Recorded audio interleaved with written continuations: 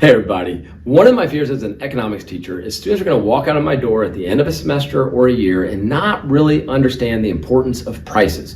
The fact that prices coordinate economic activity. That's right, prices are a coordinating function in our economy, generally speaking. You see, every developed country in the world has markets at the base of their economic system. That's right, how they're deciding to allocate their scarce resources is by using markets. And what we mean by using markets is the interaction of decentralized, self-interested suppliers and decentralized, self-interested demanders making those decisions in a decentralized, self-interested way. And what emerges are prices, and those prices are coordinating economic activity. If you don't get what I'm saying, when the price of something goes up, what is that saying? That's telling society this is valued more, and that increases the supply of good. It gets more resources allocated to that thing. That's right, when prices go up, we get more resources allocated to that thing. And when prices go down, that price is basically, or the price is saying, society doesn't value this as much, and you see less resources being allocated to it. You see a decrease in what economists would say is the quantity supplied. And that's what we're doing here when we talk about market-based economies, is what we have is tons of individual markets. When I say tons, I'm talking thousands and thousands and thousands, tens of thousands of different markets out there in which prices are adjusting all the time to coordinate economic activity, to bring each one of those markets back into balance. Let's just take a real quick look at this, okay? Market, a general market for any good. Now we have price equilibrium. If you don't know what price equilibrium is, it is the price that will give us quantity equilibrium. That is exactly what price equilibrium is.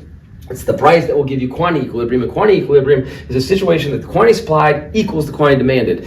The market is imbalanced. There's no imbalances in the economy. What we mean by imbalances are shortages and surpluses. You see, if we had a price up here, you would have the quantity demanded, quantity supplied, you would have a surplus, right? Again, quantity demanded, quantity supplied, you'd have a surplus. Surpluses put downward pressure on prices. Prices will go down, and when they go down, they're coordinating economic activity, because when that price goes down, we're going to increase in the quantity demanded. We're going to get that increase in the quantity demanded, and we're going to get that decrease in the quantity supplied. A decrease in the quantity supplied, bringing that market back into balance.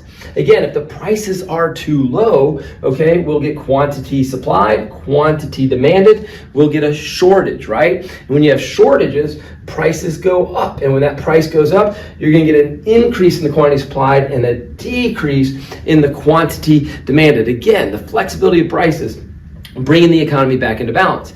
And here's the thing. We don't want surpluses nor shortages. What's the problem with surpluses? Surpluses are a waste of economic resources. Surpluses are a waste of economic resources. We don't want that because the fundamental problem of economics is scarcity, the fact that we have scarce resources, okay? So we don't want to waste our scarce resources.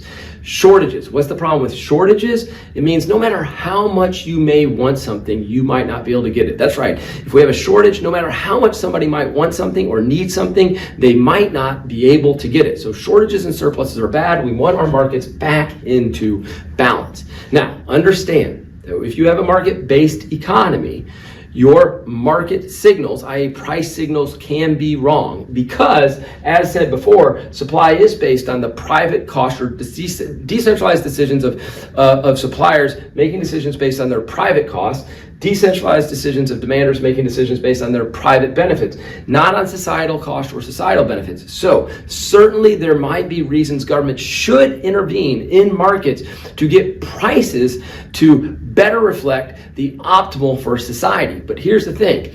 We can intervene in our markets with market-based interventions, generally speaking, per unit taxes and per unit subsidies when we have issues between private cost and private benefit and societal costs and societal benefits. We can again intervene generally with market-based interventions. Sometimes there might be reasons to do some command regulations, but generally market-based interventions. And when you do market-based interventions, per unit taxes and per unit subsidies, prices remain flexible and markets continue to clear. So it's not that markets are always right. Sometimes the price signals from unregulated markets are absolutely off the mark, and there's a reason for government to intervene, and they can intervene in that market to get prices to get better, closer to the optimal, so that we get a more optimal allocation of resources. Okay, sometimes prices give us situations where we get an under allocations of resources to good. Sometimes we get these prices that get us an over allocation of resources to good as far as societal optimum. So we want to get them right. But here's the thing: prices coordinate economic activity.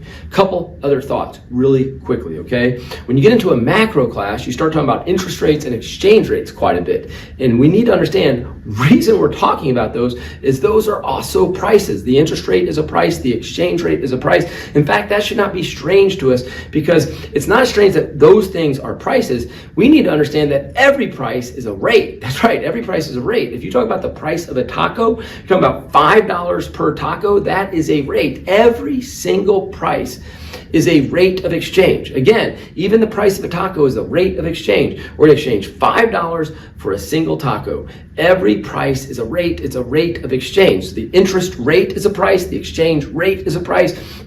Every single price is a rate. And those are super important. The interest rate and the exchange rate are also super important at coordinating economic activity. I'll leave it at this.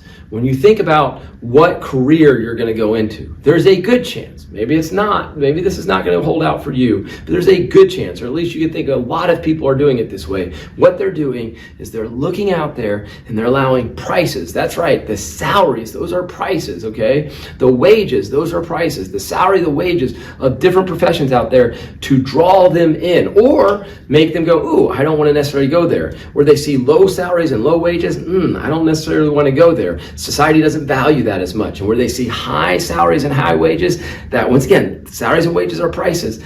Oh, hey, society values that a lot, gets that increase in the quantity supplied. And that's just one of many ways in which prices coordinate economic activity. And that's why we study markets and focus so much on price when we study the markets, because they are so important in how we allocate our scarce resources. I hope that makes sense to you. We'll see you in the next video.